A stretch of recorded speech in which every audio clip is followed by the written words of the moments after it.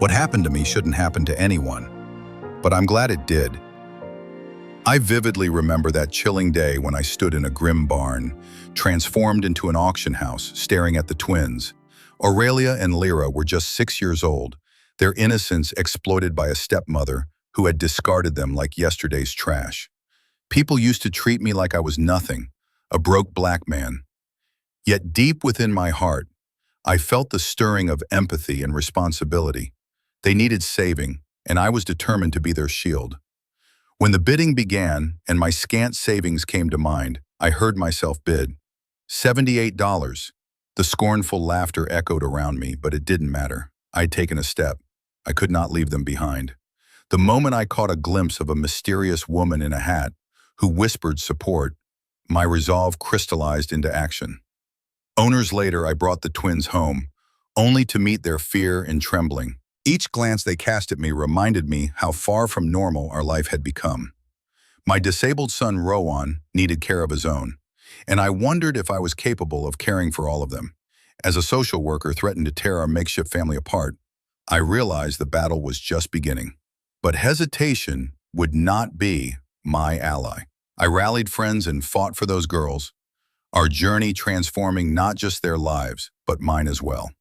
I looked back at the courtroom, the place where fear gave way to hope.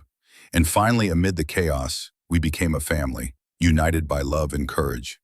My broken world woven together with threads of redemption. $78, Jamal declared, his voice resolute but trembling with indignation. The stepmother, clad in a smug satisfaction, arched an eyebrow. What do you think you're doing? This isn't a charity. They're not pets, they're human beings. Exactly, they're children, not commodities to be sold, he shot back, his heart pounding. Murmurs rippled through the crowd. He held the gaze of Aurelia and Lyra, their eyes wide with fear, like trapped animals. Your kind doesn't even deserve to bid in this auction, she sneered, her tone dripping with disdain. You can barely afford to feed yourself. What makes you think you'll take care of them? Jamal clenched his fists, anger boiling under his skin. Maybe I can't buy them, but I can give them something you never will. Love. The crowd chuckled derisively, sharing a moment of cruel camaraderie against him. He felt the weight of their judgment, the power dynamics crushing his spirit. Do you really think they'll be better off with someone like you? She taunted, scanning the room like a hawk. In that moment, he felt small, diminished but not defeated. You think this is a joke? Their lives are at stake. A beeping phone silenced the moment, dragging him back to the cruel reality. The bidding resumed with scornful glances directed at him, a reminder of a world rigged against him. But behind him, a woman in a wide-brimmed hat stepped forward, her voice firm. You know what he's capable of? You're the one who should be ashamed. Jaume turned, heart pounding in hope. Maybe in this moment of darkness, light had found him after all. The barn was dim, stifled cries echoing against the wooden beams. As Jamal stood among the crowd, heart racing, he watched the stepmother smirk while she paraded Aurelia and Lyra on stage, treating their innocence as currency. The sound of gavel striking, signaling the start of the auction, resonated within him, a sickening rhythm of despair. Just a few dollars, she laughed, and Jamal felt bile rise. Bit by bit, his anger simmered beneath the surface, each demeaning comment hitting harder than the last. They're worthless, she spat, tossing their lives away. He felt a shift in his gut. It was chaotic, a blend of rage and helplessness that bubbled dangerously close to the surface. Rowan, his disabled son, needed a safe space. He couldn't let this happen. What if it wasn't just a lost cause? What if he could turn this around? The bidding began, and instinct took over. 78, he blurted out, voice thick with a mixture of defiance and desperation. Eyes turned to him, shocked, as if he dared to challenge a king. Laughter erupted, stinging his pride. Yet something ignited in him, a refusal to fade quietly into the background. In that moment of humiliation, a woman in a black hat caught his gaze, her eyes sharp with purpose. Jamal felt it, hope slicing through his despair. It became clear. He was not just a spectator in this nightmare anymore. The anger he bottled up transformed into fierce determination. He would save them, or he wouldn't forgive himself for not trying. The mistreatment could not continue. He was done being silent.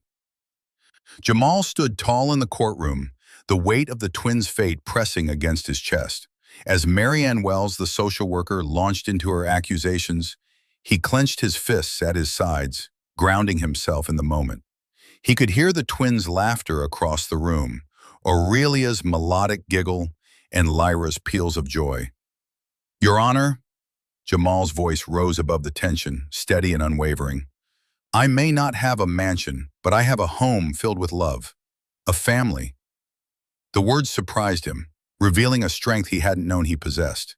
The judge looked at him with consideration, a hint of softness in her gaze.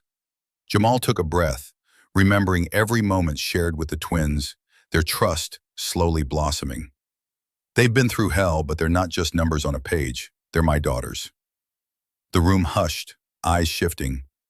In that stillness, Ellen and Dr. Maya exchanged a nod, bolstering his confidence. Just then, Aurelia reached for Rowan, who smiled back, reinforcing the connection they had forged. Marianne stammered, her facade wavered, "But—" "No buts," Jamal interjected gently but firmly. "I'm here to protect them. They matter." With each word, he reclaimed pieces of himself lost in doubt. When the judge granted temporary custody, Jamal felt an electric surge of victory through him. He realized he was no longer just a survivor, but a warrior, a father who would stop at nothing. As the twins rushed into his arms, his heart swelled. Each small victory punctuated the promise of a bigger comeback. For them, for Rowan, and for a future he could finally envision. The courtroom buzzes with tension as Jamal sits, heart pounding, anticipating the judge's decision. Marianne Wells stands across the room, her poise barely masking her anxiety. The judge, an older woman with a stern yet compassionate demeanor, peruses the evidence laid before her. Jamal's palms sweat, but he remains steady, aware of the twins' eyes fixed on him. Aurelia clasps Lyra's hand, both girls tracking the judge's every move with a mix of hope and fear. After reviewing the statements and evidence, the judge begins, her voice echoing through the quiet chamber. "It is clear that the welfare of these children is paramount." Jamal feels the collective breath of the room hold tight. Marianne's bravado wavers, her face paling as whispers ripple through the gallery. The judge's eyes harden. "I find the allegations against Mr. Brooks groundless. In stark contrast, he has demonstrated unwavering commitment to these girls."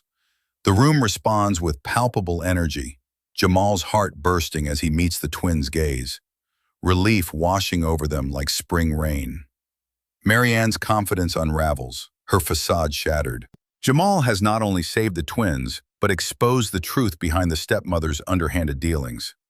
"Temporary custody is granted to Mr. Brooks," the judge pronounces decisively. A chorus of soft gasps fills the space as Marianne's composure collapses. Fury and disbelief etch lines on her face. The social worker who once towered with skepticism now cowers, realizing her complicity in this injustice. As the judge hammers her gavel, Jamal's world shifts.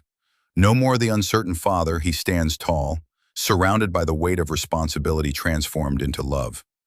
The courtroom erupted in murmurs of admiration and the unspoken acknowledgement of his quiet triumph.